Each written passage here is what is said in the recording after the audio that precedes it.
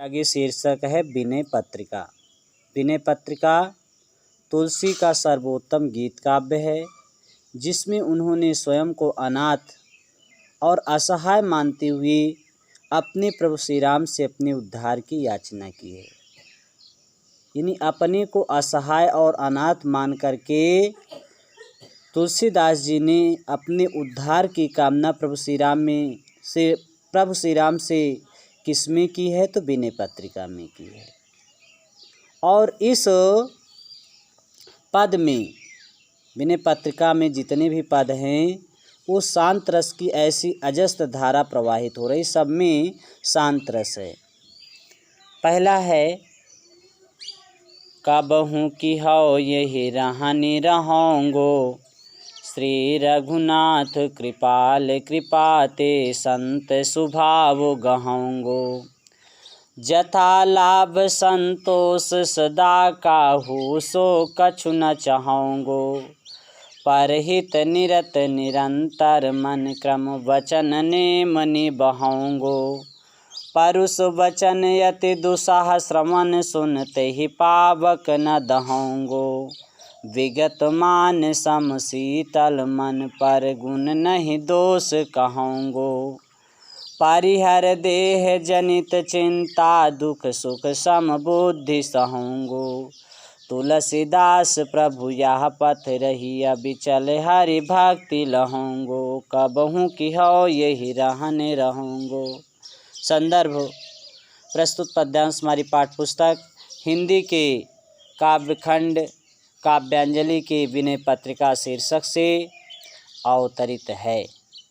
इसके रचयिता तो गोस्वामी तुलसीदास जी हैं। अब प्रसंग देखें, कबहू की यही रहनी रहोंगे। प्रस्तुत पद्यांश में तुलसीदास जी ने प्रभु श्री राम से संतों जैसा स्वभाव धारण करने के लिए कह रहे हैं कि मैं संतों जैसा स्वभाव आपकी कृपा से कब ग्रहण कर पाऊंगा, कब धारण कर पाऊंगा। उसी का वर्णन पहले पद में तुलसीदास जी ने किया है। कबहू की हो यही रहनी रहोंगे, हाँ मानी मैं, कबहू मानी कभी, मैं कभी इस तरह का जीवन धारण कर पाऊंगा। श्री रघुनाथ कृपाल कृपाते, श्री राम कृपालु, कृपा माने कृपालु माने होता है दयालु, दयालु श्री राम की कृपा से, ते माने से, दयालु श्री राम की कृपा से संत स्वभाव गहोंगो, मैं सज्जनों जैसा स्वभाव ग्रहण कर पाऊंगा। क्या मैं कभी इस प्रकार से जीवन धारण कर पाऊंगा? कृपालु श्री राम की कृपा से मैं सज्जनों जैसा स्वभाव ग्रहण कर पाऊंगा। जथा लाभ संतोष सदा, जथा लाभ अपने परिश्रम से जो प्राप्त होगा उसी में हमेशा संतोष मानूंगा।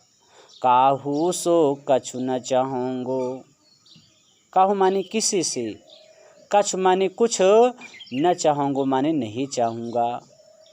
मैं किसी से और कुछ नहीं चाहूँगा।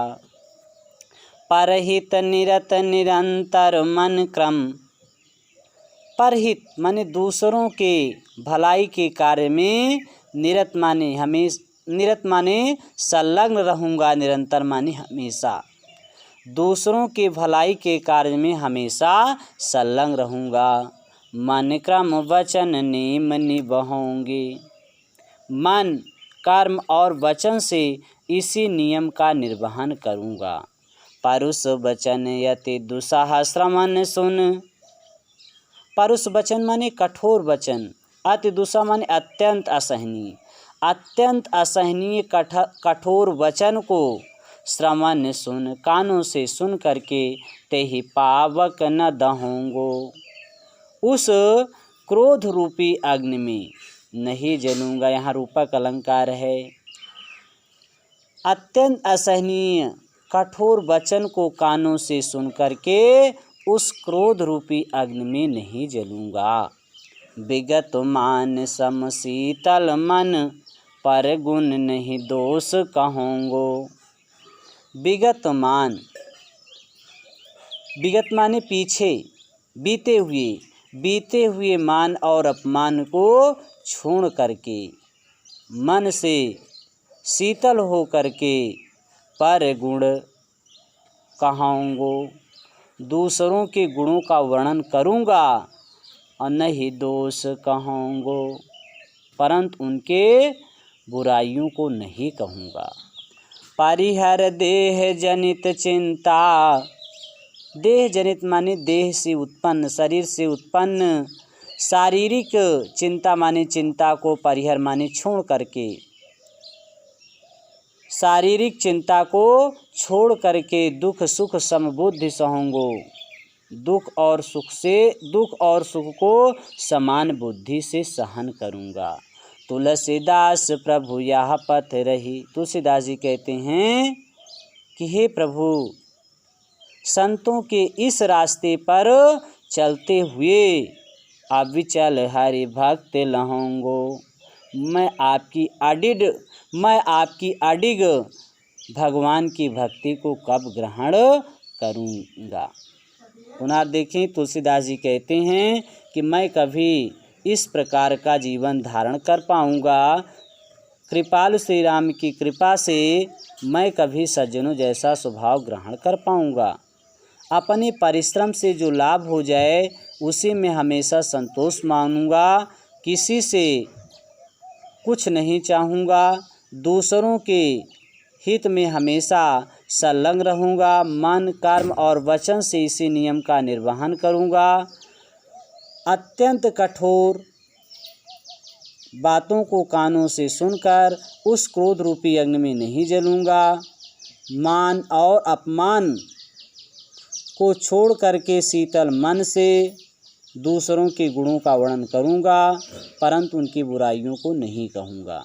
शारीरिक चिंता को छोड़ करके दुख और सुख से इसी बुद्धि को सहन करूँगा। तुलसीदास जी कहते हैं कि हे प्रभु श्री राम, संतों के इस रास्ते पर चलते हुए मैं आपकी अटूट भक्ति को कब ग्रहण करूँगा। इतना आप लोग देखें, आगे कर पढ़ा।